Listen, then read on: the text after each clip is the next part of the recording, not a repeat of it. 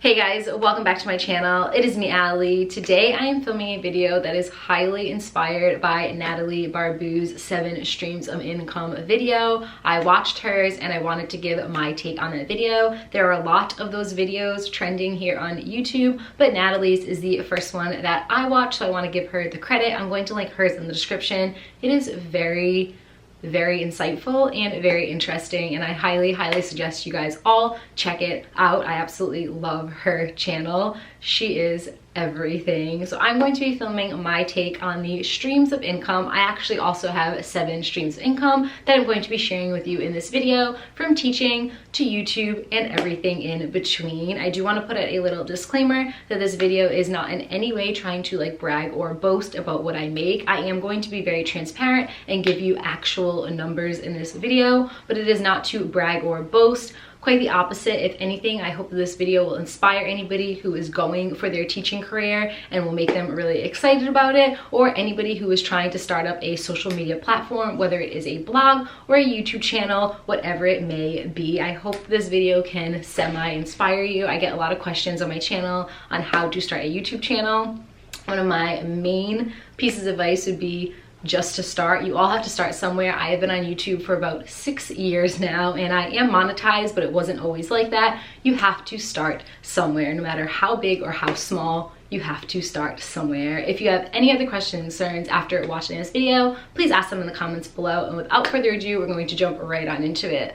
Okay, I'm going to start off with my first stream of income. The first stream of income is definitely my most profitable stream of income. It is currently the stream of income that is paying the highest for me, and that is with my job being an educator. If you are new here, YouTube is just something that I do for fun, although it has turned into a little mini business at this point because I do monetize my videos and I do get paid for them. At the end of the day, it is just something that I do for fun. My actual job, my career, is being a teacher. I am a 5th grade teacher, and I've been teaching for 10 years. I'm going into my 11th year teaching, which is just so wild to me. Like most teachers, I get a salary, which means I get a base pay, and I'm not getting paid hourly, though Lord knows, if you are a teacher watching this, we would love to get paid hourly because there are so many unpaid hours in the day of work that we put in, but that is neither here nor there. I do get a salary, which again means I get a base pay, and it is broken apart into however many paychecks you get throughout the year. I get 26 paychecks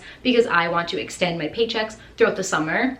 In the district that I work at, you do have an option of getting 21 paychecks, so you just get paid throughout the school year. You will make a little bit more, but you do have to manage your money throughout the summer, or you can extend your paychecks to get 26 paychecks and you get paid straight through the summer. That is again what I do. So I'm going to jump right on into the salary calculator that I have here on my phone for the district that I work in, and I'm going to give you actual concrete numbers right here, right now. So I am on step 10, which means I've been working for 10 years. Step is basically like a promotional pay raise that you get every single year as a teacher. If you are on step 2, it means you have been teaching for 2 years. If you are on step 8, you have been teaching for 8 years. I just finished my 10th year, so I will be getting step 10 this year. The cap is step 12. Once you reach step 12, you are at the highest pay raise that you will have. You can make money otherwise, or other ways I should say, if you have your master's, your doctorate, if you have any stipends, and I'll get into that a little bit later. But the step is the actual pay rate that you make, and you can't go past step 12. So I have like 2 or 3 more years depending on when I actually make my step. You do make step every single year, but I am in my 11th year now, which means I will be on step 10, if that makes any sense to you.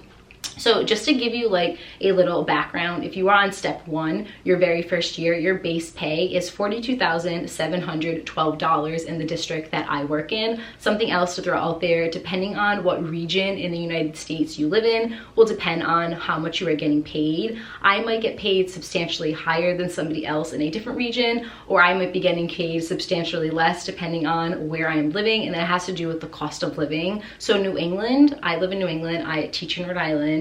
We get paid, I would say, a decent rate. I do have friends that are in Florida who make substantially less than me, but the cost of living in Florida is so much cheaper, so it kind of evens out like when you do all the math out, it just kind of like evens out. They are making less, but their cost of living is less, but I'm making a little bit more. Our cost of living is more. So if you are in step 1, you are making $42,712. I am on step 10, which means my base pay is $73,440. Now I also have a stipend because I'm a special ed teacher. So my stipend is $500.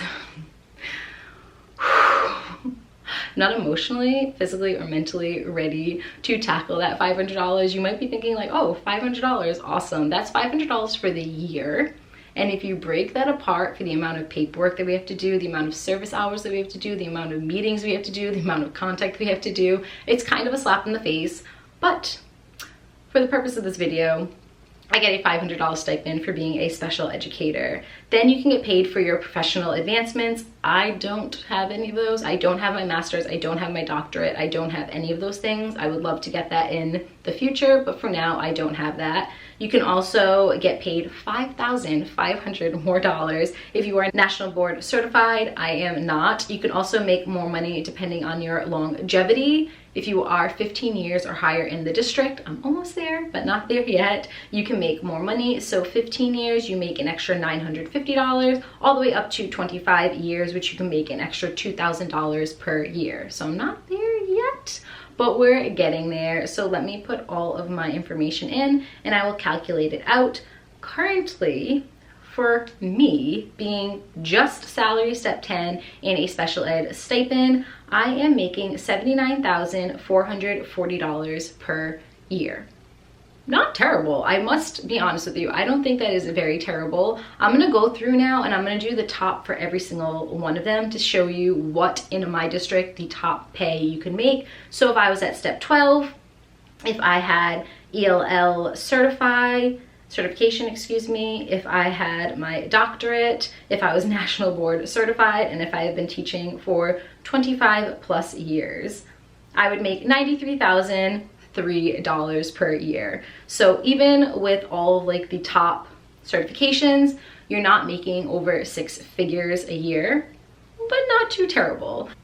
Second stream of income is also teacher related. I like to call this the side hustle of teaching. It is quite lucrative if done right. You can make thousands upon thousands, sometimes tens of thousands of dollars more per year just through these things. These things are PDs, professional developments, inclusion coverage, missed specials, split kids, and overages. So I'm going to put PDs in their own little category because the rest really depend on one factor. PDs are professional developments. In the district that I work in, we are required to do at least 10 per year, and you do get paid for them. We get paid $40 per hour, and you have to, again, do a minimum of 10 per year, so that's $400 right there, but it could be higher depending on how many you do. I believe the cap is 20 hours per year, but you have to do at least 10. So that's kind of a standalone one.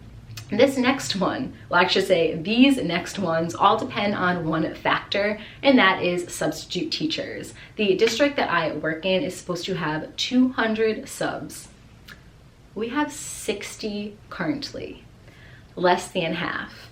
Because there is such a lack of subs in the district that I work in, the teachers are constantly missing their specials and constantly have split kids in their classroom, and you do get paid for all of those things. So let's start with the first one, which is inclusion coverage. I mentioned that I am an inclusion teacher. I am a special ed teacher. There's also a regular ed teacher in the classroom. If you are in an inclusion classroom in the district that I work in, and I keep saying in the district that I work in because I know that it's different across the board, but I'm just talking from my experience in the district that I work in. If one of those teachers in the inclusion classroom calls out and they don't send a sub, which they never send a sub, never, ever, never send a sub to an inclusion classroom. I get their motive behind that. We only have 60 subs in our district, and if a regular ed classroom that only has one teacher calls out on the same day as an inclusion teacher, they're going to send the sub to the classroom that only has one teacher over the classroom that should have 2.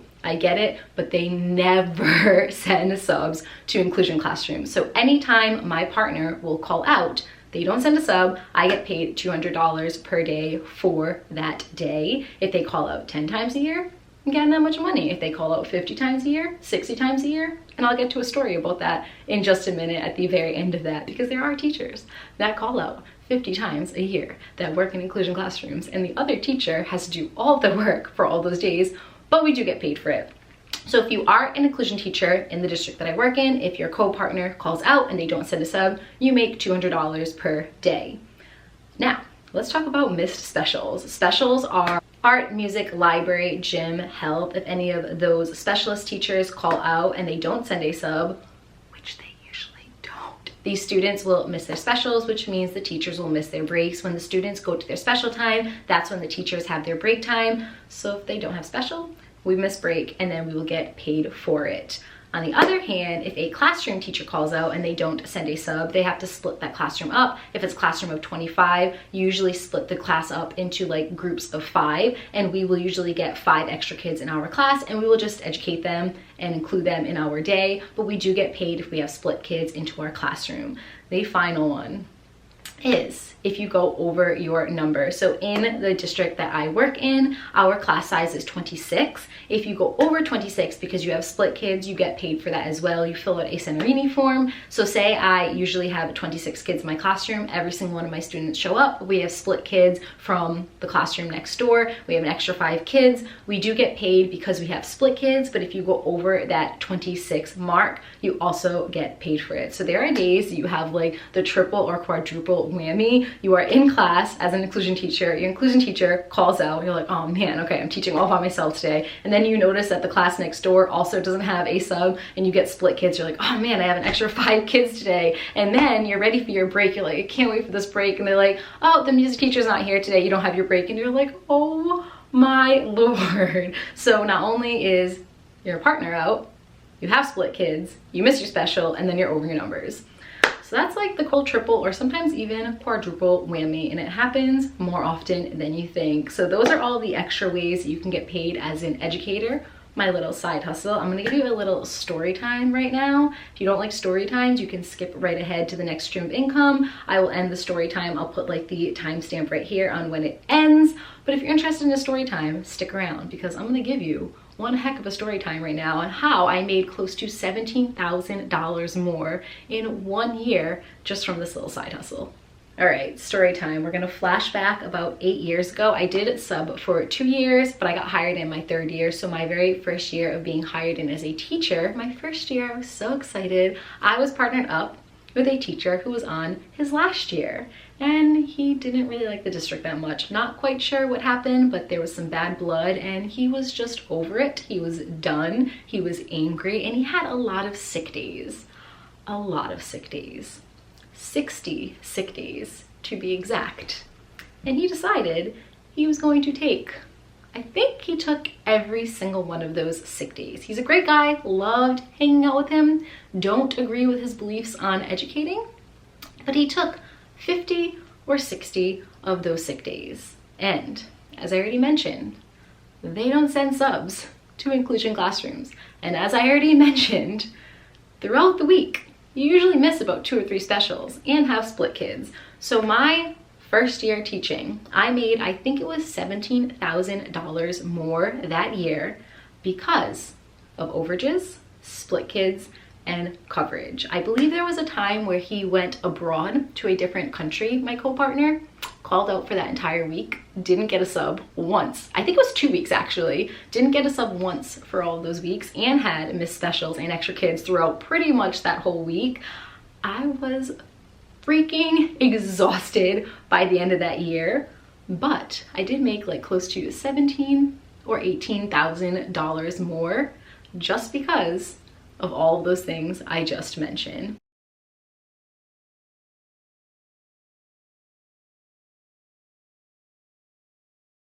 So it is a little bit of side hustle. If your district, it doesn't have a lot of subs like mine, it is so much work. I would rather just have the sub come so I didn't have to do all of that work.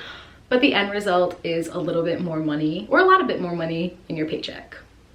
Career aside, we're going to move on into the next stream of income. Actually, the rest of these streams of income come through social media, and the third one has to do with YouTube. It is No secret, if you have a YouTube channel and you reach a certain threshold, you are able to monetize your videos. And once you monetize your videos, you're able to get paid. Now, one big huge misconception is that YouTube pays you. YouTube actually doesn't pay you at all. YouTube only takes your money. You're really getting paid through Google AdSense. So anytime you watch somebody's video here on YouTube and an ad is playing, the creator will get paid for that ad playing. And if you click into that ad and have some activity on it, the creator will make a little bit more money. Now, I'm not going to go too deep into the analytics of YouTube and the revenue portion of YouTube because I do have a dedicated video doing just that here on my channel, and I will link that one in the description below. But I will open up my creator studios right now, my YouTube creator studios, and I will go to my analytics.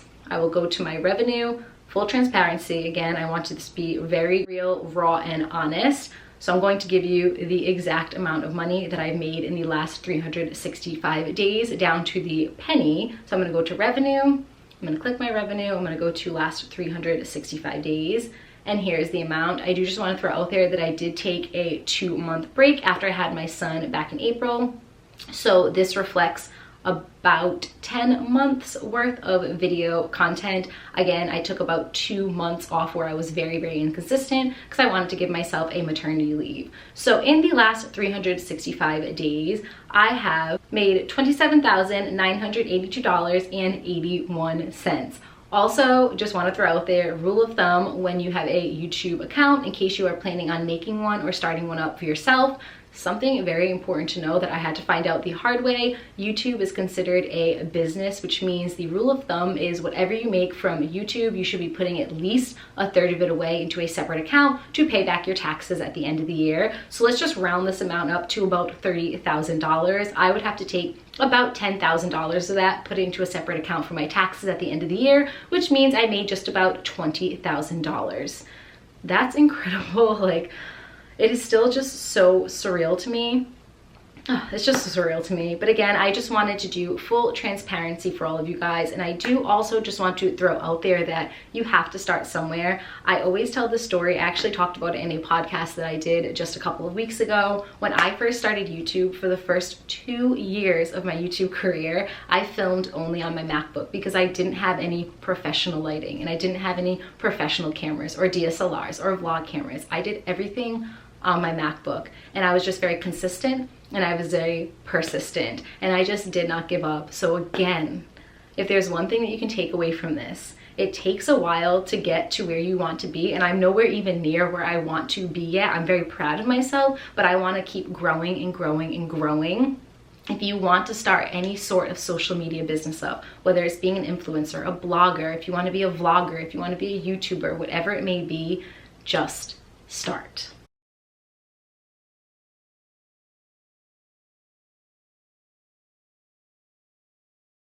And here we are. I know I've been talking throughout this whole video how I wanted it to be completely transparent, but the next stream of income, my fourth stream of income, is the only one I can't really give you the concrete analytics on because I do sign contracts. The fourth stream of income for me comes through sponsorships. Sponsorships are very lucrative, or they can be very, very lucrative.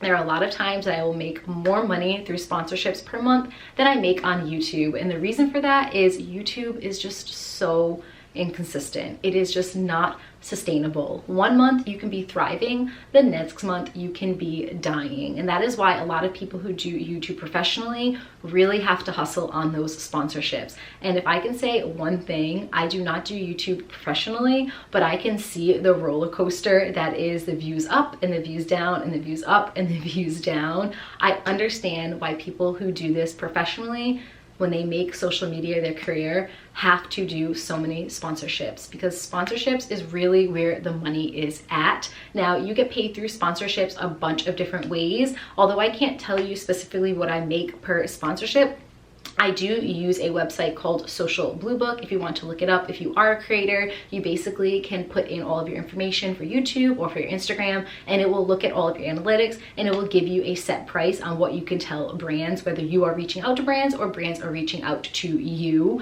And it will tell you like what is on the low end, what is on the high end, and what's kind of like right in the middle, what you should be charging and what you should be getting for sponsorships. So that is a great tool if you are a content creator and you're trying to figure out how much you should charge brands or how much you should ask for specific sponsorships. Now, sponsorships can get a little tricky. I wish I had a sponsorship for this video because this would be the perfect time to be like, hey, by the way, this video is sponsored by, but I don't have a sponsorship for this video. Typically, I do 1 or 2 sponsorships a month, sometimes more, sometimes less. That is just because I am so busy with my job of being a teacher, but I do know content creators who sponsor every single video. And as long as those sponsors are being done organically and they are products that creator actually believes in and uses and wants to promote for the right reasons, I see nothing wrong with sponsorships. I do understand creators sometimes, not ones that I personally follow, but I do know that there are creators out there that will just say yes to everything even if they don't believe in it, and it just kind of gives a bad taste in your mouth for that specific content creator. But if you do follow a content creator who is doing a lot of sponsorships, please give them grace because their livelihood really does depend on it if they are doing it professionally. What number am I on? I think this is my 5th stream of income. My 5th stream of income, if I'm correct, is my Amazon storefront. So I do have a storefront. I will link it in the description below, and it is an Amazon storefront. It is an affiliate program, but I kind of treat it as its own little category because I do put, I don't want to say a lot of work into it, but I put more work into that storefront than I do in my other affiliate links, which I will talk about in my next stream of income. So if you go to my Amazon storefront, I'll put like a little mini clip right here of what it looks like. I have little categories. I have books, I have baby essentials, mom essentials, I have fashion, I have baking tools, teaching, whatever it may be. I put it into little categories, and I put things that I bought from Amazon into those categories that I know and I love. If you go onto it and you click on any of them and you buy any of them, I will get a small proceeds of the money. So I am going to go into my payment history for Amazon affiliate, and I will tell you what I have made. So this goes all the way back to 2018. I'll tell you I'll just read off all the numbers. You do get paid monthly, and you have to reach a threshold of $10. If you don't reach that threshold, you have to wait until the following month or until you make that, I think it's $10 or it's $100. I'm not quite sure. I'm pretty sure it is $10. Once you reach that threshold, then you can pay out and it will go directly deposited into your bank account. So I've been on since 2018. I've made $42.31. I've made $82.38. I've made $117.76. I'm not reading every single one of them, but I'm just picking them as I go. I've made $57.98. I've made $115.12, $92.35, $165.54, and the last one that I just deposited for the month was $289.52. Now, of course, the more active you are on it, the more money you will make. There are months that I only promote like one thing, or I'll only add one thing into my Amazon account, and like you're not going to really do really well that month. But if you just are on your Instagram and you're constantly promoting it, and you'll say, oh, like for example, this dress I bought off Amazon and I showed it on my Amazon shop, and I also promoted it on my Instagram. I showed a picture of it on my stories, and then I linked it. A lot of people went to it, they bought it, I made a little proceed of that money. So it really depends. Especially with affiliate links, you have to put a lot of work into it. So the more work you put into it, the more money you will probably see. I don't want to say definitely because it's unsure, but usually the more work you put into it, the more revenue you will see. My 6th stream of income comes through affiliate links. This is my least profitable stream of income. I should have put it last, but I didn't. My 6th stream of income comes through affiliate links. So if I'm working with a company and they have an affiliate link, for example, Decocrated. I work with Decocrated and I put my affiliate link. I always disclose that information in the description. I will put a little star next to it and say, this is an affiliate link. If you buy from here, I will make a small proceeds of the money. Sometimes like Amazon, you make like sometimes pennies to 10 cents, but affiliate links, you're usually getting like $10 or $20 per subscription, sometimes more, sometimes less. So if you have an affiliate partnership with a brand and you put those affiliate links in your description, or somebody uses that affiliate link, you will make some of that money, whether it is $5, every time somebody buys or subscribes to set item. $10, some of them are up to like $50 depending on the company that you're working with. I say that this is my least profitable one because I don't promote affiliate links as much as I could or as much as I should. Typically when I work with brands, I like to just have sponsorships with them, so you just get paid a set rate, whereas some brands will say, oh, we're not doing sponsorships, but we do have an affiliate link and you can make X amount of dollars every time somebody signs up or uses your link, and then over time you'll make so much money. It's just, that's kind of like a slippery slope in my personal opinion. So I personally like to do more sponsorships where you're just getting a set rate, you put the work in, you're getting paid for it. But there are companies that I do sponsorships for that also have affiliate links, and I usually will put those in the description. There are also ones that I don't work with at all. You can just go onto their website and apply for an affiliate link. Let me try to think of an example of one of them that I did. So I don't know, if I don't have a sponsorship or I'm not even working with the company and I go onto a website and I'm like, oh, I really like this website, this is something cool that I could promote. Usually if you scroll down to the bottom, anybody can do this. You don't have to be an influencer, you don't have to be a blogger, you don't have to be a YouTuber. You just scroll down to the bottom and there's usually something on the bottom that says become a brand affiliate. If you do that, you get the affiliate link. So sometimes it is included with sponsorships, sometimes it is completely on its own. I usually, like I said, will sign up for affiliate links on my own. So if you ever see an affiliate link in the description, I do get a proceed of that money, and I will always be very honest with it. I put a little star next to it, or I'll put a little description saying I am getting paid for this amount of money. I would say in the last year, I've maybe made $1,000 off of affiliate links because I just don't promote them as much. But you can make BOCO dollars if you are super consistent with it and you are super prominent with it. Quick little dance break because I'm at my 7th stream of income, and this video has taken me so long to film because I have messed up so many times. So I'm a little excited right now. We're gonna do a little dance break. Hopefully I upload this video, because if not, so much time wasted. The final stream of income comes through selling items on websites such as Poshmark. I personally use Poshmark. I know that there's Macari, there's a couple of them out there, but I personally use Poshmark. Now, you only make money on Poshmark if you are active on the platform. I am not very active. I will do it maybe 3 or 4 times a year. Did you really? Thank you very much, Siri. Found this on the web. So I know that there are people out there who actually have made a career out of being a seller on Poshmark. They have opened up boutiques. You could do that as well. Anybody can do that. You have to start somewhere. I cannot stress that enough. You have to start somewhere. But you can either open up a boutique, or you can just sell items that you have at your house. If you sell items that you have at your house, Poshmark does take 20% of your earnings, but I'm going to jump on in and I'm going to share with you what I have made on Poshmark. Now, I only go onto Poshmark like 3 or 4 times a year, and when I do go onto Poshmark, it's not like I'm selling 1 or 2 things. I usually will sell like 40 or 50 things, and I'm just doing like a deep declutter. So I have made a lot of money on Poshmark, but I've also sold a lot of things on Poshmark. So let me go into my history, and I'll go to the very first one. I've only done it 1, 2, 3, 4, a couple of times. So sometimes I do really big ones, sometimes smaller ones. And the first time that I deposited money from Poshmark, I made $1,505.80, $76, $32, $17, $60, $366.60, $608.25, $266.55, and the final one that I just did not so recently was $769.25.